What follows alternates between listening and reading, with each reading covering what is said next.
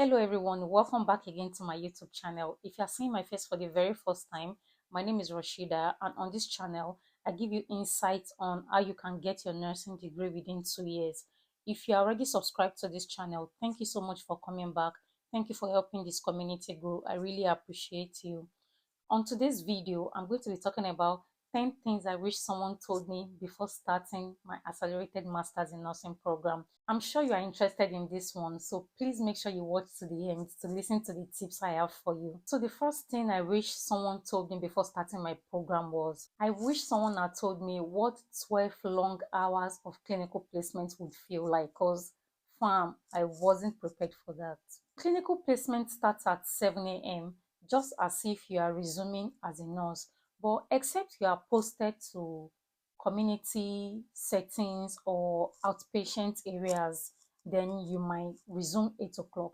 But for most people that work in the hospital, you would have to resume by 7 a.m. So you start work at 7 a.m. and you finish like 7:30. So during the day, you will have 15 minutes break to have a cup of tea or anything you want to have in the morning. And later in the afternoon, you will have 30 minutes break for lunch. So you are going to be working 12-hour shifts, whether you are on day shift or on night shift. So if you're on day shift, you will resume 7 a.m. and you will close by 7:30. And if you are on night shift, you will resume 7 a.m. and you will close 7:30 in the morning. So placement is 12 hours long. You can decide to have like short hours, like let's say you want to do early, but it is not all clinical areas that accept like early shift or late shift. Most times so you have to do like long days, which is 12 hours. And if you are doing 7 hours or 6 hours in a day, for instance, it just means that you have to go to work like maybe 5 days a week, which is not nice, because imagine going to the hospital every day just because you are doing half hours, just because you are doing 6 to 7 hours a day, because in a week you are supposed to do, depending on the school, you're supposed to do 37.5 hours a week. And in my school, we did like 38.5 hours every week. So it just makes sense to just do the 3 days and that's it, instead of putting it like half shifts.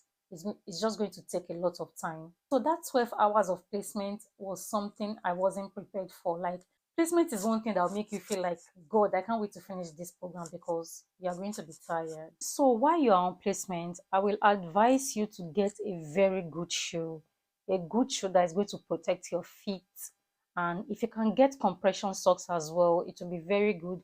But you need a very good shoe. I'll put a picture of the shoe I bought when I started my program. It is Tofane. I don't know if that's how it's being pronounced, but the shoe is very good. And I'm telling you, till now, I'm still wearing that shoe. So get yourself a very good shoe that can protect your feet, because you are going to be standing for long hours. You are going to be standing a lot of time. You are going to be walking around. So you need something to protect your feet. Second thing I wish someone told me before I started my program is, you are going to have very, very little holiday, like very little holiday, just 1 week to 1 week, 2 weeks in between. Very little holiday. You are going to have very little holiday compared to students that are in other programs. You know, that summer holiday you are thinking about, just forget about that summer holiday, because guess what, you are going to be on placement saving lives. So just did it. Just forget about the holiday. So when I started, and one of my colleague in another school and doing another program, when he said it was having like 3 months holiday, I was like, 3 months holiday. Hey, so what am I doing with my life? Like, I was helping him to calculate all the money he was going to make during that time. But me, I can't even work that much, because I'm going to be on placement during that time. So again, student nurses have fewer holidays compared to other students in other programs, due to the nature of the program, because the curriculum is somewhat rigorous. The third thing I wish someone told me before starting my program was prioritization. I wasn't ready for the level of prioritization I had to do with regards to school, family, and social events.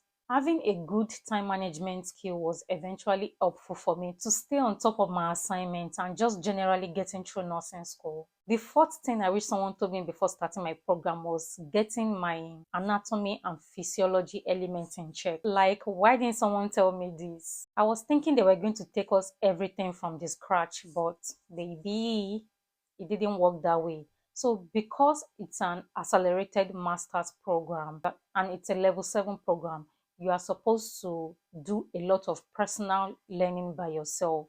Everything will be in your curriculum, but you are supposed to do a lot of personal learning by yourself.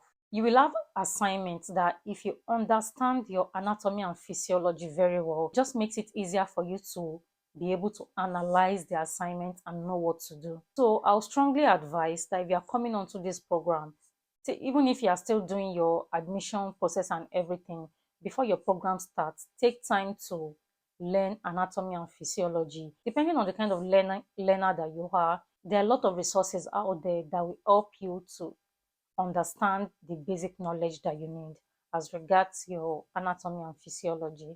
So, fifth on my list on things I wish someone told me was finding a study habit that works for me. Finding a study habit that works for you will help you tailor your study habits to be more effective. For instance, some people are visual learners and some people are auditory learners. So, it is very important to learn what works for you so that you can stick to it. Identifying your study habits will help you cut down on the time you spend studying. Knowing a study habit that works for you can also be linked to study environment. Someone like me, I like to study in the library because I just love the serenity of the environment. Another person might like to study at home because that's where they feel comfortable. Most importantly, don't compare yourself to others. Find out what works for you and stick to it.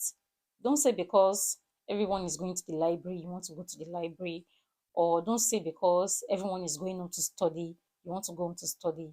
Remember that everyone's situation is different. If you've got little kids at home and you know that you're not going to be able to study at home, why not go somewhere that you'll be able to study? Do you get what I'm saying? Just find out what works for you and stick to it, basically. So, the sixth thing on my list of the things I wish someone told me before I started my nursing program is your assessment results does not determine your intelligence or how good a nurse you are going to be. No, it doesn't. Like, don't be hard on yourself about getting the best grades. All you need is to pass, get your NMC pin, and be able to practice. What you get in your assessment, it doesn't really translate to how good you're going to be as a nurse. You don't have to get all the A's. I'm not telling you not to strive for more. I'm just telling you that the world is not going to end because you got a C instead of an A in an assessment. So be nice to yourself and allow yourself grow. Also, some people are very good with retaining information in class, but it doesn't mean that they are going to be the best nurse. You get what I'm saying? So it's just about giving yourself that time to grow and understanding what you are really doing. After all, you are not going to learn to be the best nurse in class.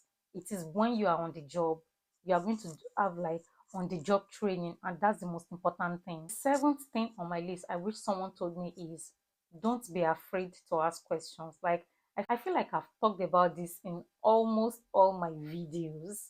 Yeah. I even my last video I still talked about it. So don't be afraid to ask questions. Like, I started this program very shy, timid, and all that. But now I don't care. If I don't get something, I'm asking questions immediately. Like, doctors make mistakes, nurses make mistakes, and it only goes to show that they are only human after all. If you feel something does not feel or look right when you are on placement, please ask questions and speak up, because after all, when you become a registered nurse, you are going to be advocating for your patients, and because they are in such a vulnerable state, they should be able to trust your decisions about the care that you are going to be providing for them. So if you feel something is not right, kindly speak up, ask questions, talk to the next person, talk to your colleague. So you can also speak to your colleague to help you check things if you feel that it doesn't look or feel right. So always learn to speak up and ask questions. Eight on my list is to enjoy the journey. I know a lot of times you are going to feel physically, mentally, emotionally, financially drained, but it's very important to find something that can help you distress so you can get back on track, because it's not going to last forever. It's a 2 years program, and before you know it, you'll be done. Even if you are doing the BSc program, it's not going to last forever. It's just for a short period of time. But yeah, it's just for a short while, and it's going to be over very soon. So just find a way to enjoy the journey. The ninth thing on my list, on the things I wish someone told me before starting my program, is to always stay positive.